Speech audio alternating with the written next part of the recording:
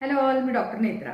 अमेरिकेचं सगळ्यांना खूप अट्रॅक्शन आहे ना. अमेरिकेत सगळं खूप भारी असतं असं आपल्या एक डोक्यात बसलेलं आहे. सध्या अमेरिकेत एक गोष्ट खूप व्हायरल होतीये फळांच्या बाबतीत, की तिथल्या फळांना रबरासारखं टेक्स्चर आहे, त्याला काहीही चव नाही आहे आणि याचे अनेक व्हिडिओ सगळीकडे व्हायरल झालेले आहेत. कशामुळे असं होत असेल तर एक्झॉटिक खाणं किंवा आपल्या इथलं लोकल गोष्ट नाकारणं आणि काहीतरी वेगळं ट्राय करणं, ह्या सगळ्या गोष्टीमधून आणि मार्केटिंग, ह्या दोन गोष्टींमधून हे सगळं आलेलं आहे.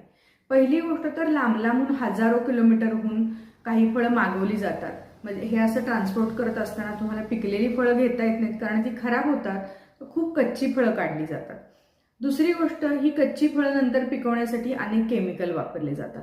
तिसरी गोष्ट, ह्यांना छान दिसावं, चकचकीत दिसावं, लोकांना अट्रॅक्टिव्ह वाटावं आणि अर्थातच ते फळ व्यवस्थित राहावं म्हणून याच्यावर वॅक्स आणि इतर अनेक गोष्टींची कोटिंग केली जातात.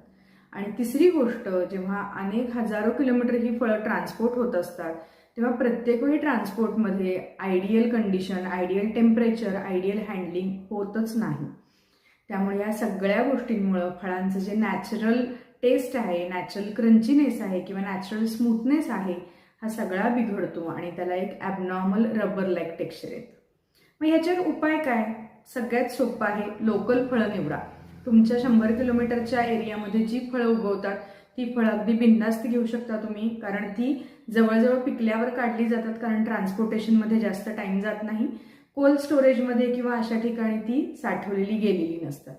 दुसरी खूप सोपी गोष्ट तुम्ही करू शकता की आपल्याकडे पाडाला आलेली फळं, हे आपल्या सगळ्यांना माहिती की आता हे फळ पिकत आलेलं आहे. तर अशा पद्धतीची जी 80% पिकलेली फळं आहेत ती तुम्ही दुकानदाराकडून विकत घेऊ शकता.